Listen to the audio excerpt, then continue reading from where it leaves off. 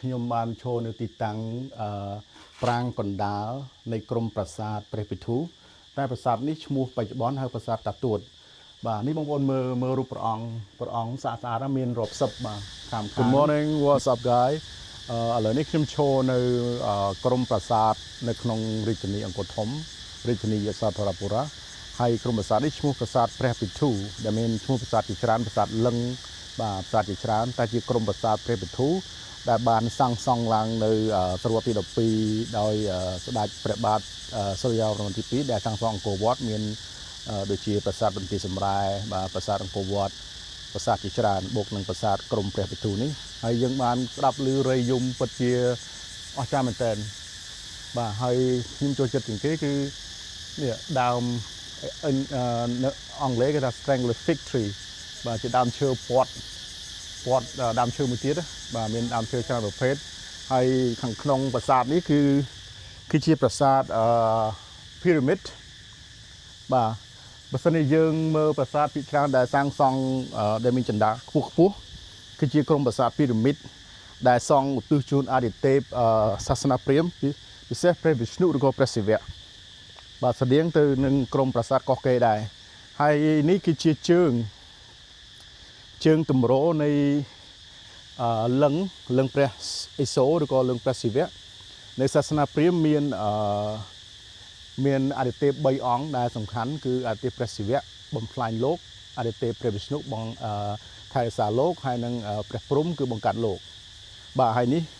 ពីមុនមានលឹងនៅនឹងហើយឥឡូវនេះបាត់បង់លឹងទៅហើយនៅសល់តែជើងទម្រទេហៅថា Snana Truni ជាភាសាសំស្ក្រឹតហើយប្រាសាទក្រោយឆ្ងាយនេះមួយទៀតគឺជាប្រាសាទមួយដែលមានលឹងធំមែនទែនដែលនៅសល់ស្អាតបាទអញ្ចឹងយើងបន្តដំណើរទៅមើលប្រាសាទលឹងហើយនៅក្រោមនេះមានរូបចម្លាក់ដែលធ្លាក់ពីប្រាសាទហ្នឹងច្រើនមែនទែនហើយឆាប់នឹងមានការជួសជុលអប្សរាជួសជុលហើយនឹងដូចជាមានក្រុម UNESCO បាទមានប្រទេសជាច្រើនដែលជួយក្នុងការជួសជុលប្រាសាទនេះគឺក្នុងរាជធានីអង្គរធំកណ្ដាលព្រៃអញ្ចឹងរូបរាងនៅបាក់ច្រើនមែនតើតែមានប្រាសាទមួយនៅខាងនោះហ្នឹងគឺជួសជុលថ្មីហើយបាទអញ្ចឹងបងប្អូនអាចមកមើលបាននៅប្រាសាទតំបន់ប្រាសាទព្រះពិធូនេះឥឡូវនេះយើងទៅមើលប្រាសាទលឹងជាប្រាសាទមួយដែលមានលឹងធំនៅសល់រូបរាងស្អាតជាងគេនៅតំបន់ប្រាសាទព្រះពិធូនេះ Okay guys let's go to look at around គេចង់ឲ្យបងប្អូនមើលលេងក្រុមប្រាសាទព្រះពិធូនៅក្នុងក្រុងអង្គរធំហ្នឹងមានគ្នាយើងជាច្រើនដែលមិនចាប់អារម្មណ៍បាទតែប្រាសាទព្រះវិធូនេះមានរូបរាងនៅស្អាតហើយជាក្រុមប្រាសាទមួយឧទ្ទិសជូនសាសនាហិណ្ឌូបាទហើយក្រោយមកក៏ឧទ្ទិសជូនសាសនាព្រះពុទ្ធដូចគ្នាដែរតែនៅក្នុងព្រៃ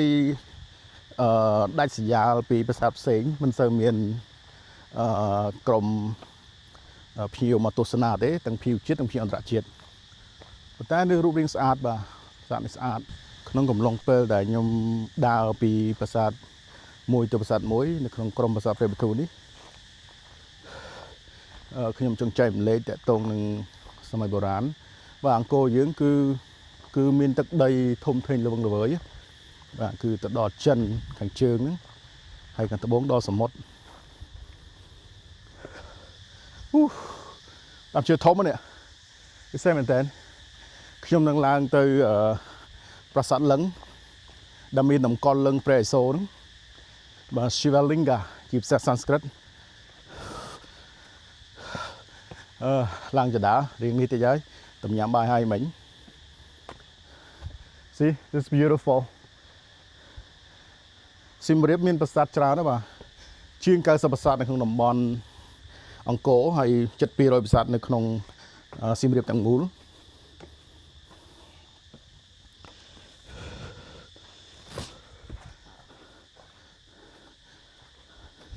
បាទនេះយើងមកដល់ប្រាសាទលឹងនេះនៅរូបរាងស្អាតមែនតើបាទលឹងធំមានរាង3ផ្នែកបាទខាងលើនេះព្រះសិវៈហើយ4ជ្រុង8ជ្រុងនេះព្រះវិស្ណុហើយបាតក្រោម4ជ្រុងហ្នឹងគឺព្រះព្រហ្ម Oh beautiful look at guys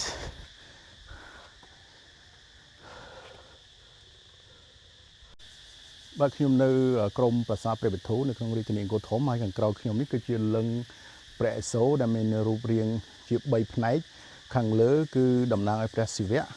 ហើយកណ្ដាលហ្នឹងដែលមាន8ជ្រុងហ្នឹងគឺតំណាងឲ្យព្រះវិស្ណុហើយចំណែកខាងក្រោមហ្នឹងមាន4ជ្រុងហ្នឹងគឺតំណាងឲ្យព្រះព្រហ្មគឺត្រីមូរតិនៅសម័យបុរាណគឺមានជំនឿទៅលើសាសនាហិណ្ឌូឬក៏សាសនាព្រាហ្មណ៍ដែលមានអាទិទេព3អង្គព្រះសិវៈបង្កើតលោកព្រះសិវៈបំផ្លាញលោកហើយក៏បង្កើតលោកព្រះវិស្ណុគឺថែរក្សាលោកចំណែកព្រះព្រហ្មគឺបង្កើតលោកព្រះទាំង3អង្គនេះគឺត្រូវបានគោរពបូជាយ៉ាងអស្ចារ្យនៅសម័យបុរាណហើយនឹងប្រទេសឥណ្ឌាដូចគ្នាបាទប៉ុន្តែច្រើនយើងធ្វើប្រាសាទដើម្បីឧទ្ទិសជូនព្រះសិវៈនិងព្រះវិស្ណុបាទដូច្នេះបន្ទាប់ពីខ្ញុំនាំបងប្អូនមកនៅប្រាសាទដែលមានលឹងធំនេះយើងបន្តទៅមើលប្រាសាទមួយដែលជាអាថ៌កំបាំងដែលមានរូបព្រះពុទ្ធរាប់សិបអង្គស្អាតមែនតើបាទអញ្ចឹងយើងដើរពីនេះទៅប្រហែលជា5នាទីនឹងមានរូបព្រះពុទ្ធច្រើនអង្គហើយឥឡូវយើងចុះចដើរទៅហើយប្រាសាទក្រមប្រាសាទព្រះវិធូនេះមានទេសចរភិកច្រើនមិនសូវមើលទេគឺភិកច្រើនគេថតនឹងពលានស្ដេចកំឡុងពលានចូលដំរីបាទហើយនឹងប្រាសាទបយ័នជាដើមក៏ប៉ុន្តែនៅក្រមប្រាសាទនេះមានប្រាសាទស្អាតៗក្នុងព្រៃបាទបងប្អូនមើលក្នុងព្រៃឬសូតារីយំទេហើយយើងដើរប្រហែលជា5នាទីពីប្រាសាទលឹងហ្នឹងយើងទៅប្រាសាទក្រមព្រះវិធូមួយទៀតហ្នឹងបាទដែលមានរូបព្រះពុទ្ធបដិមានៅលើនៅកំពូលហ្នឹងច្រើនមែនទែនហើយរូបរាងនៅស្អាតហើយគួរជាទីមោទនៈក្នុងការធ្វើពិធីគោរពបូជាអុជធូបដើម្បីបន់ស្រន់សុំសំណាងល្អបាទអញ្ចឹងខ្ញុំដើរកាត់ព្រៃ That's beautiful here បាទអញ្ចឹងបងប្អូនមើលទៅមុខទៅនោះបាទនឹងប្រាសាទក្រមប្រាសាទក្នុងប្រាសាទព្រះវិធូហ្នឹងហើយមានឈ្មោះដែរជាមួយយើងទៅមើលឈ្មោះប្រាសាទហ្នឹងបាទ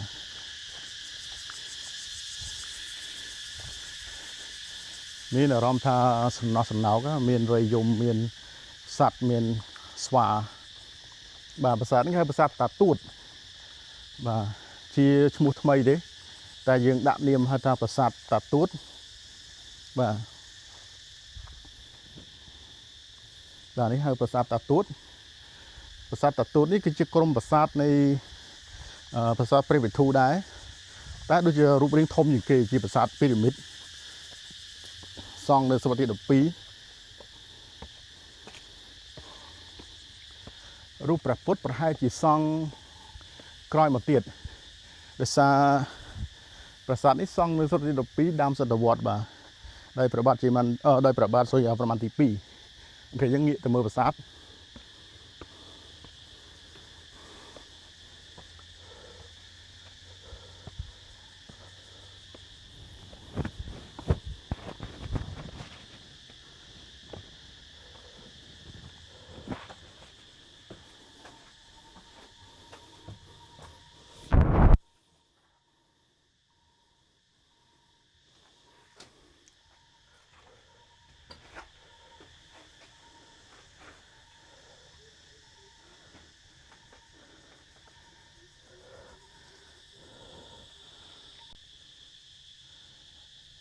Good morning what's up guy this is beautiful ខ្ញុំបានឈរនៅទីតាំងប្រាង្គកណ្ដាលនៃក្រមប្រាសាទព្រះពិធូតែប្រាសាទនេះឈ្មោះបច្ចុប្បន្នហៅប្រាសាទតាទួតបាទនេះបងប្អូនមើលរូបព្រះអង្គស្អាតមានរាប់សិបបាទខាងហ្នឹងមានរូបព្រះអង្គពេនភ្នែនហើយមានលក្ខណៈជាដាក់គេហៅថាប្រហោះហ្នឹងមកក្រោមដើម្បីគេហៅថា asking the earth for a witness ហើយប្រាសាទនេះគឺជាប្រាសាទកម្រដែលប្រជាជនខ្មែរឬក៏ភ្ញៀវបរទេសមកដល់តែជាប្រាសាទមួយដែលយើងមានជំនឿទៅលើភាពស័ក្តិសិទ្ធិបាទអញ្ចឹងហើយមានការឈូកមានការបន់ស្រន់ពីប្រជាជនឬក៏ភ្ញៀវដែលធ្លាប់មកលេងហ្នឹងគាត់បន់ស្រន់គាត់មានដង្វាយទូទៅអញ្ចឹងណាបាទតែឈ្មោះបច្ចុប្បន្នប្រាសាទតាទួតបាទប៉ុន្តែប្រាសាទនេះគឺសង់នៅដើមសតវត្សទី12ដោយព្រះបាទសូរ្យវរ្ម័នទី2ដែលសាងសង់អង្គរវត្តមានក្រុមប្រាសាទទាំងអស់ហ្នឹងក្រោយមកប្រហែលជា convert ទៅជាពុទ្ធសាសនាបានជាមានរូបបដិមាជាព្រះពុទ្ធ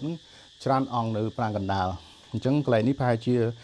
តម្កល់រាជលឹងបាទក្រោយមកគឺមាន រូបបដិមាព្រះពុទ្ធជាច្រើនបាទហើយរូបរាងនេះជិត1000ឆ្នាំដែរហើយស្អាតខ្ញុំស្រឡាញ់ចូលចិត្តនឹងការមកលេងប្រាសាទនេះហើយប្រាសាទបែរទិសអង្កើតខាងនោះគឺជាខ្នងទ្វារទៅខាងមុខនេះមានរូបតោមាន platform មានគូទឹកព័ទ្ធជុំវិញបាទខ្ញុំបានមកលើប្រាង្គកណ្ដាលខ្ពស់ដែលជាប្រាសាទដែលមានរាងជាពីរ៉ាមីតអូខេខ្ញុំបង្ហាញប៉ុណ្ណឹងហើយបងប្អូនមកលេងក្រុងអង្គរធំចិត្តប្រាសាទបាយ័នចិត្តពលានជលំរីចិត្តពលានស្ដេចកំឡុងងាកបោះខាងកានបន្តិចមកប្រហែលជា200-300ម៉ែត្រគឺមានក្រុមប្រាសាទមួយឈ្មោះប្រាសាទព្រះពិធូឬក៏ប្រាសាទតាទួតបាទហើយកុំភ្លេចមកលេងនៅជាន់ខ្ពស់នៃប្រាសាទតាទួតហ្នឹងគឺមានប្រាង្គមួយដែលមានរូបព្រះអង្គច្រើនមែនទែន Okay guys, thanks for watching. We see you in the next videos. Peace.